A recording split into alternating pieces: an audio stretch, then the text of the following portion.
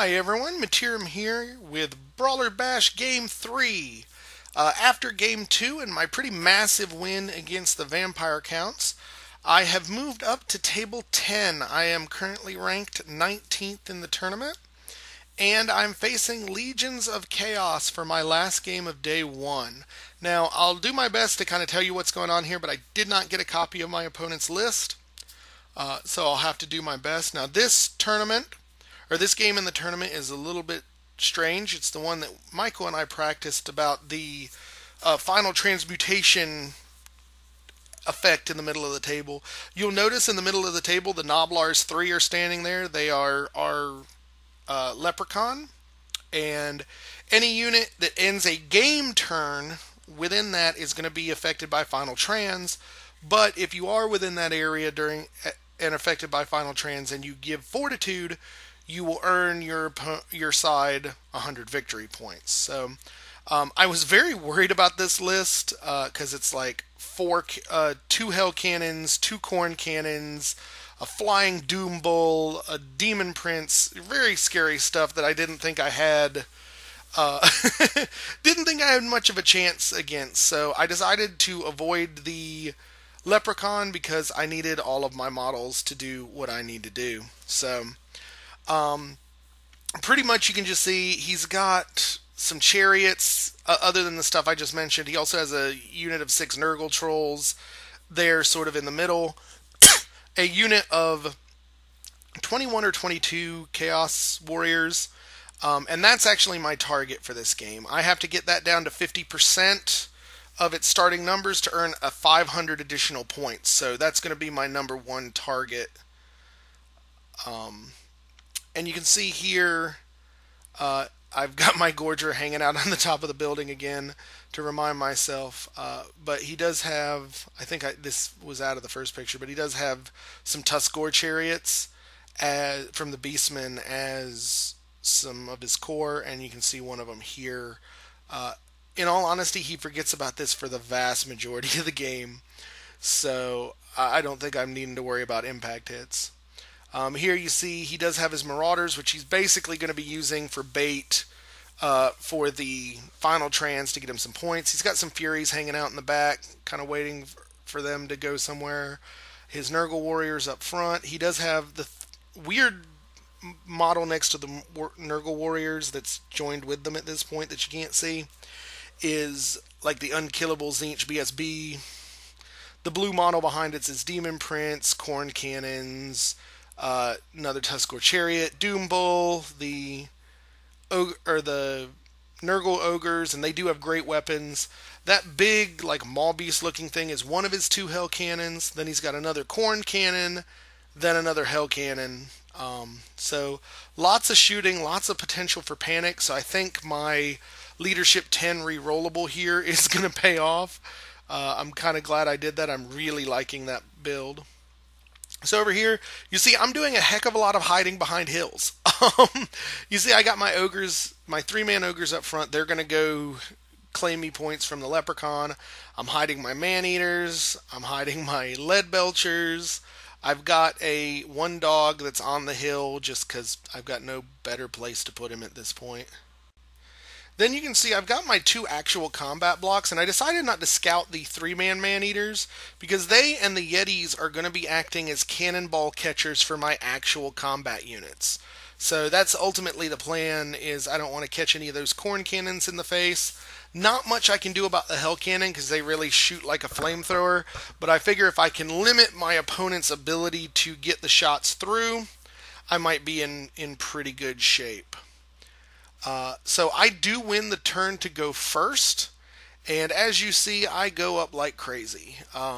Figuring that there's no point in cowering. If I get the initiative, I make a run for it. Still shielding my units. I get the Lead Belchers up top as well as the Man-Eaters, and I'm just going to try and put as many shots into those Nurgle Warriors as I can. You can also see here that I've got my Ogres within point grabbing range from the Leprechaun.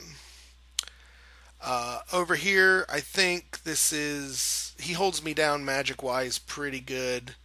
I think I may have gotten a fireball off on this Nurgle Warriors, and they take a couple of wounds. So I did a few more wounds to the Nurgle Warriors with shooting, and then we go into his turn. And other than bringing the Nurgle Warriors and his BSB a little out and moving the Marauders up to the Leprechaun, he moves very, very little. He knows he's got me outshot, so he wants to take advantage of that. Everything else, he kind of clumps in the middle behind that forest, which I think is good. If he's going to give me the ability to be the aggressor, I'm going to take it, particularly because I won't have to worry about those big the big demon unit or the big demon characters in the Doom Bowl. Over here he tries.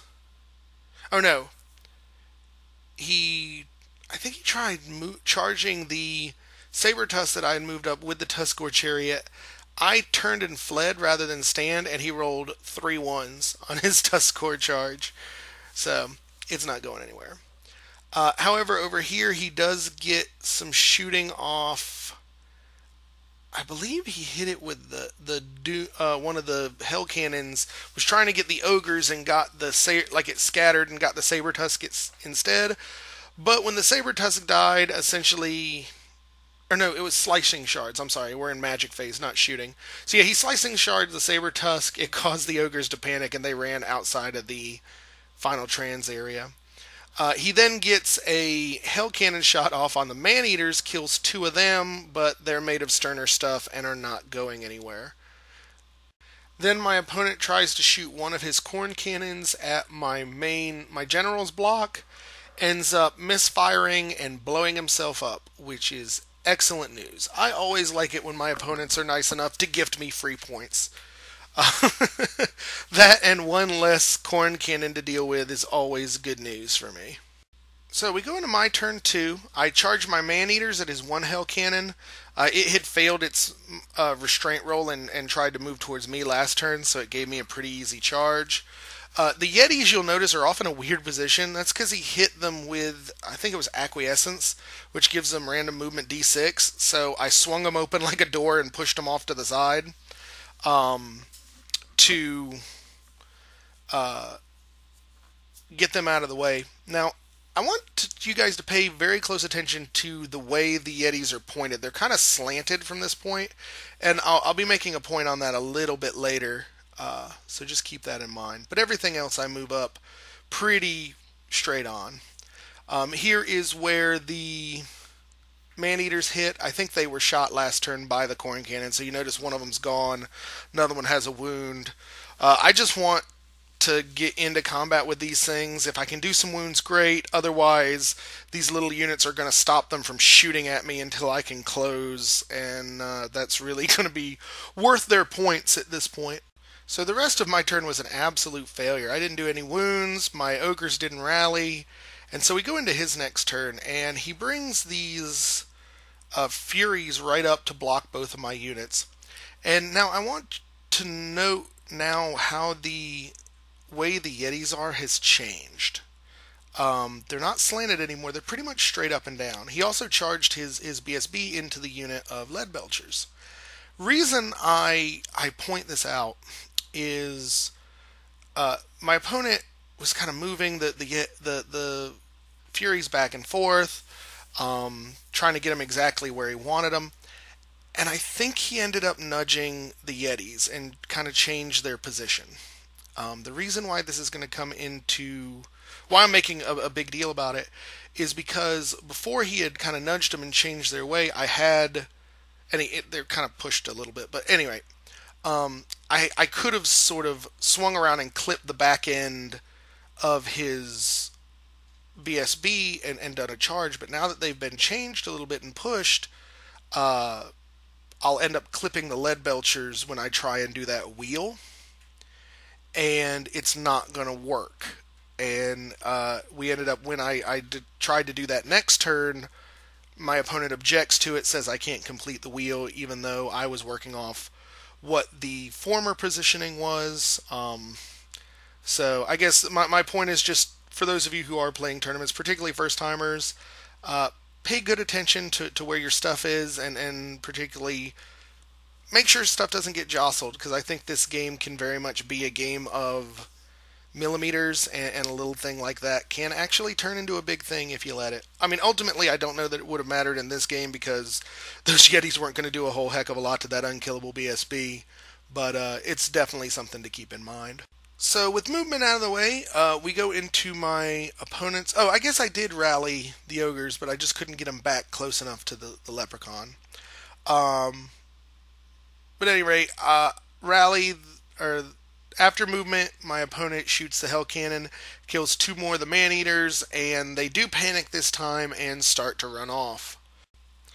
And over here in combat, the hell cannon kills the ninja man-eater, and you can see the woman man-eater broke and fled, was not caught, and ends up off to the side there, not quite like millimeters from the edge of the board, but she's not there, doesn't cause anybody else to panic, so I still have full points for this because it's 33% of the unit left, so he's not getting any of those points yet.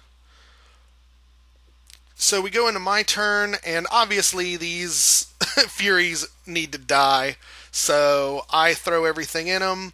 I'm hoping that I can kill them. If I do, I'll overrun with the ogres into the hell cannon. You can also see the female man-eater is turned around because I did succeed in rallying her.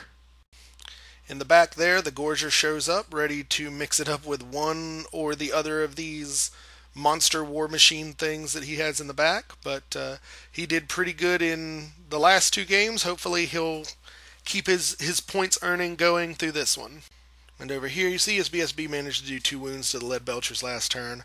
I bring the ogres in on the side, and then I'm unable to bring the Yetis on the side, so I think I reform them where I pull the one in behind them so they're no longer in danger of clipping the ogres, but I don't recall whether I got a picture of that or not. So my magic phase is ended with his Dispel Scroll, I believe. Maybe not, maybe I just didn't roll for crap. I wasn't rolling very good magic phases this game at all. So we go into combat. The BSB is just throwing wounds around. I'm still steadfast. I'm not going anywhere, but I'm not hurting him at all. Everything I'm throwing at him is bouncing right off, and there's really nothing I can do about it. So my opponent didn't even bother having me fight the Furies. He just picked them up because he knew they were dead. I did succeed my overrun into the hell cannon with the ogres. So we go into his next turn, and he charges his the Nurgle warriors into the flank of the Yetis, charges his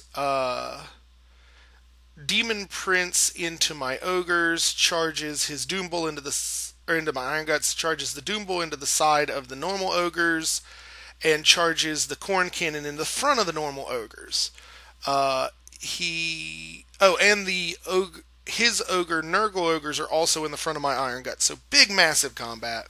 He also fails his restrain check with the Hell Cannon, so it whips around 180 and slams right into my Gorger. Not a good time. I really wanted to be giving these charges, not receiving them. I also forgot to mention in the last picture, because I guess I couldn't see it, he had charged one of his 2 chariots into the side of those ogres, so combat over here goes just terribly messy. The ogres are killed, they break, chariot chases them down and kills them. I think there's one iron or lead belcher left. It breaks, and it is not run down, so he's still chasing it with his BSB. But they're not long for this world. And the Yetis get annihilated, and you can see there that the Nurgle warriors have turned and faced the flank of my Iron Guts. Now, this is still good because they did some damage. No, they couldn't have done any damage. They were killed before him. But I've done enough damage at this point that it's below half strength. So I'm getting my 500 points for it anyway. I just want it to do a little less killing me at the moment. So we then go into combat here. And though my ogres take a beating, this is still excellent for me because Tok'ran has managed to my general rather, has managed to step up on his Demon Prince and hit him 4 times with the Greedy Fist. So I have stolen all magical ability from his Demon Prince, which is super good. It might let me get some spells off, provided that my other unit lives, being charged by war machines and monsters in a Doom Bowl. But I hold and don't go anywhere. Then over here, I do hold. I actually only take 3 or 4 wounds. I'm not doing anything back to the Doom Bowl, but the Doom Bowl's tied up trying to hurt my Slaughtermaster, and I'm rolling ward saves like crazy, and my opponent's not rolling great either. So that unit holds. You can see in the back, the Gorger takes a wound, but both of those guys are unbreakable. Nobody's going anywhere, and I'm putting more wounds on the Hell Cannon, and that's fantastic news. Over here, the Lead Belchers rally. I guess there are 3 of them left. I think the one that's on top of the skull is where they actually are, because we're not treating that as impassable or anything. So I think the other 2 are just there as markers. But even with them reforming, his BSB is there, and it's going to hurt me very badly very soon.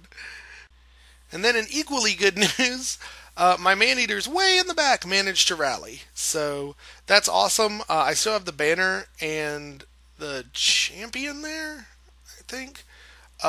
So they're still giving me fortitude, which is good. So if I can get over, I don't know if I want to risk them over getting points, but at least they didn't run off the board like pansies. They stood like true ogres, which makes me happy. So we go into my turn, and I run my single female Maneater into the combat with the cannon, mainly hoping for the extra static combat res, because I think I'm actually, because he hasn't been doing much, I'm very close to winning, or if not, like winning by 1 the combat. I just need a little bit more static combat res, and maybe I can break the Doom Bowl, because I'm certainly not going to kill it, not without some magical buffs. I think this is after my magic phase too, so now without any opposition, I end up getting like bubble strength and bubble troll guts off, which is very, very good. And again, I will have to apologize for missing combat pictures, because one day I'll be good at this. I end up just rocking the Hell Cannon's face, which unfortunately doesn't help much, because now the one Maneater is out of combat, so her charge doesn't count for combat res and what have you. So his Doom Bowl's not going anywhere, but at least that's one thing that's out of the way. But I'm still engaged on 2 sides, so I can't reform, which sucks. I think I kill 1 or 2 of those Nurgle trolls, and you can see here he charged in his Nurgle warriors, and we had some more fighting. And the Nurgle warriors are down to 5 or 6 dudes. I think there's 2 or 3 ogres left, and my general and his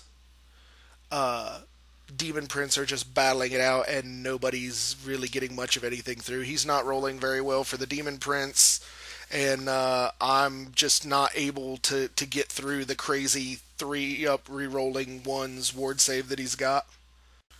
And back here you do see that the BSB manages to run down and destroy the Lead Belchers finally, and so he's back here ready to turn around and come get into this mess, which is the last thing I need. There's too many impossible to kill big stupid monsters. I was kind of hoping I could run him around a little bit more, but I don't think that's going to happen. So you can see my next turn, because the Hell Cannon has killed the Gorger, starts off with the Maneater going to tie it up. I don't want it hucking rocks anywhere. Main problem I'm also facing in terms of extra points is his Marauder unit is still staying around by the Leprechaun, so he's getting 100 points a pop every time he's doing it. And there's really nothing I can do, because I've got all of my worthwhile stuff packed in here. You do see at the end of combat that turn I did kill the Hell Cannon, so now I have turned and faced his Doom Bowl. And during combat this turn, with the buffs up again, the Doom Bowl ends up breaking. I win the combat by purely static combat res. I won it by 1 or 2, because he's still doing damage. He rolls a 10 and is outside of the BSB range. Doom Bowl breaks, gets run down, and that was the best news I could have gotten all game, because that means this unit is still excellent fighting strength. Over here, I think I've got him down to 1 Chaos Ogre, but all I've got is 1 Iron Gut left. My BSB is doing decent on these Chaos Warriors. I think that's 2 of them left. And my general is finally getting wounds through on his Demon Prince. I've gotten 2 wounds on him, and my general has not yet taken a wound, so that is pretty awesome, and frankly totally unexpected. And the okay, I'm guessing this is the next combat. Yeah, sorry, things were getting. This was late on the third day, but the next combat goes by, and I managed to take out his Demon Prince. My BSB stomps to death the rest of the Nurgle warriors, so all that's left is one Nurgle Chaos Troll right there. And that's pretty much it. His BSB came in on turn 6 to try and mess us up. Couldn't do enough damage to cause me to break because I was still leadership 10 with a reroll. And I'm just... my ogres are trying to get away from the Hell Cannon. So it's just a lot of running around. I couldn't get close enough to trigger the last... to get the last 300 points from the Leprechaun for being the largest model count there. But otherwise turned into an excellent game. I was very, very nervous going up against this, but I played to my strengths. I did what I needed to do. The Greedy Fist was awesome because he was holding my head underwater in terms of magic. Getting rid of those magic levels and being able to cast the buffs during those last 2 rounds of combat are absolutely what won me that game. So it just, everything worked out well. I stuck to my plan. I kept things away from his shooting, and it turned out to be a second big win for me. Well, moderate win, I guess I should say. I didn't get any of the scenario points, but I mean, I pretty much annihilated his army, but in terms of brawlers, if you're not getting at least a huge hunk of the scenario points, it's only a moderate win. But has me very happy. I'm in the top 20 as of the end of day 1. So we'll have to see how I stay or whether I move from that lofty perch come day 2. I hope you guys enjoyed this one. It was a fun game, fun report. If you have any comments, please leave them below. Any questions, I'll do my best to answer them. And hopefully you guys will stay tuned for games 4 and 5 coming as soon as I can get them put together. Thanks. Bye.